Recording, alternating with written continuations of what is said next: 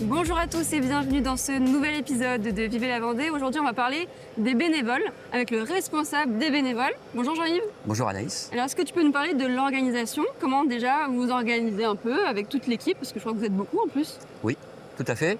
Donc pour ce Vendée Globe 2024, nous sommes 384 bénévoles répartis en 3 pôles. Les 3 pôles, ce sont les accréditations, le grand public et un pôle un peu spécifique avec des missions un petit peu particulières. Chaque pôle a donc ses missions. Les missions, c'est quoi? Ce sont les parkings, ce sont les pontons, ce sont le PC course, le PC presse, le PC...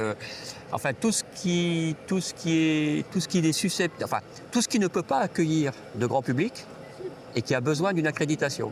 Et nous sommes là pour filtrer ces gens qui ont une accréditation ou pas. Qui sont ces gens d'ailleurs? C'est que les journalistes ou on peut avoir des accréditations pour plein de raisons différentes? Ça dépend de l'accréditation. Peut-être que les journalistes ont le droit de rentrer partout. Peut-être que quelqu'un qui vient pour la zone équipage sur un team n'aura peut-être pas le droit de rentrer au PC Média, mais au PC Course. Oui, c'est technique parce que sur notre badge, on a différents logos qui Absolument, expliquent... mais voilà.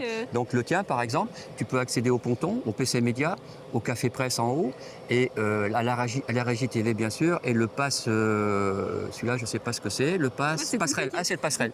Véronique, alors vous allez où comme ça? Eh bien, je retourne au QG des bénévoles pour refaire du stock.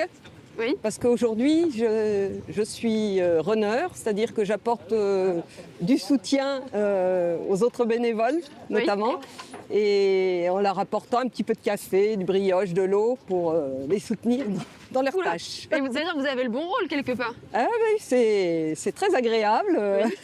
On se promène sur tout l'ensemble du village. Ouais.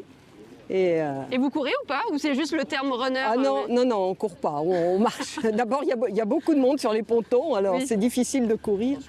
Oui, mais s'il y a urgence à servir le café pour réconforter alors les autres, après, on peut très bien avoir d'autres rôles, c'est-à-dire si quelqu'un a envie de faire une petite pause technique, par exemple, on va assurer son rôle pour, pendant qu'il s'absente, et voilà. D'accord. C'est un peu large comme éventail. Là, aujourd'hui, c'est café, mais ça peut être beaucoup plus large.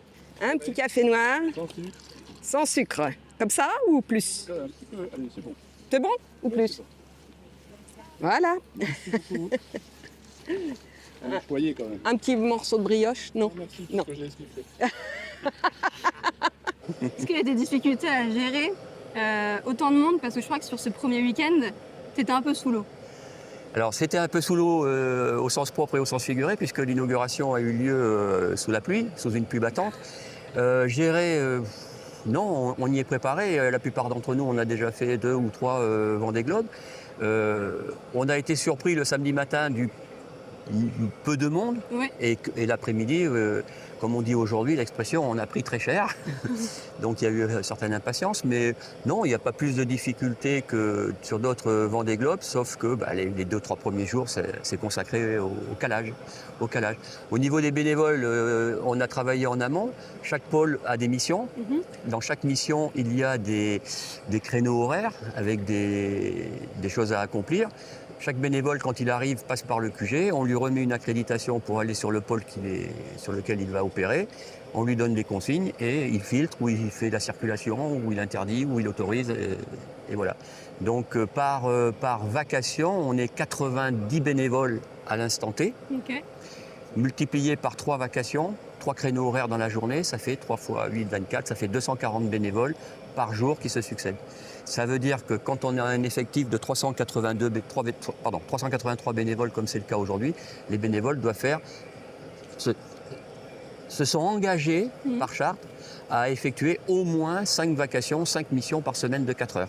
René, est-ce que vous pouvez nous dire pourquoi vous êtes là aujourd'hui et qu'est-ce que ça représente d'être ici en tant que bénévole?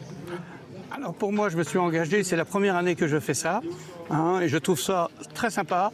L'équipe, les collègues, c'est formidable, et l'ambiance, parce que vraiment, on a du monde, et vraiment les gens, ils sont sympas, et ils aiment beaucoup ce milieu de la voile.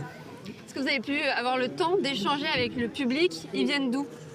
Alors, pas très pas souvent quand même, puisque les gens ont hâte d'aller voir les bateaux, mais on voit bien qu'il y a des gens un peu de partout quand même, on discute un petit peu, on voit des gens de Bretagne, du Maine-et-Loire, de Loire-Atlantique et bien sûr de la Vendée.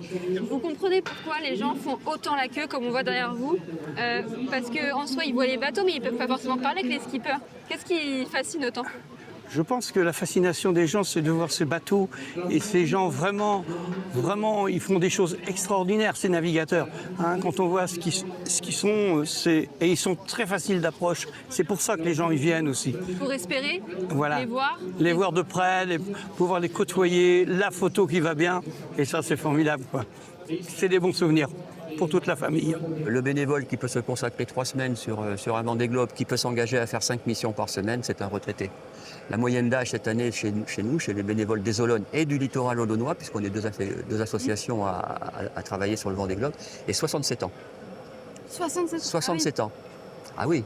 Et il y a des jeunes quand même, enfin, ils sont en vacances. Alors il y a quelques jeunes de gens qui travaillent, qui ont pris quelques jours de vacances, une quarantaine d'années, et le plus jeune aujourd'hui a 22 ans. Comment on gère quand il y a des embrouilles avec le grand public? Parce que j'ai fait face à une embrouille hier, je crois, au niveau du parking. Un jogger pas content parce que comment on se gare parce que le parking où j'étais, c'était un parking réservé aux journalistes. Et donc ça peut créer des petits problèmes. Ouais. Comment on gère ça? Sans arrêt, il n'y a pas de règle, hein. On fait de notre mieux. Apaiser les tensions, j'imagine. Il ne faut surtout pas envenimer Oui. et expliquer que de toute façon, comment je pourrais dire ça, que toutes les interdictions qui sont en place, parce qu'on peut parler quand même d'interdiction, on peut pas rentrer.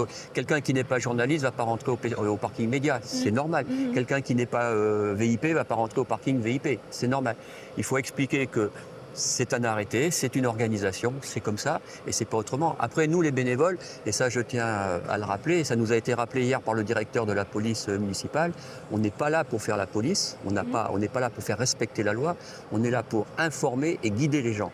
Si vraiment la personne à qui l'on dit non, vous ne pouvez pas rentrer là, veut y rentrer, elle rentre, on rencontre, et ensuite c'est l'organisation qui s'occupe de la suite à donner, éventuellement faire enlever la voiture par exemple. En termes d'organisation, pour le 10 novembre, vu que c'est un jour particulier, le départ des skippers, comment vous allez le faire j'allais dire c'est une bonne question, elles sont toutes bonnes les questions, mais c'est pas ça.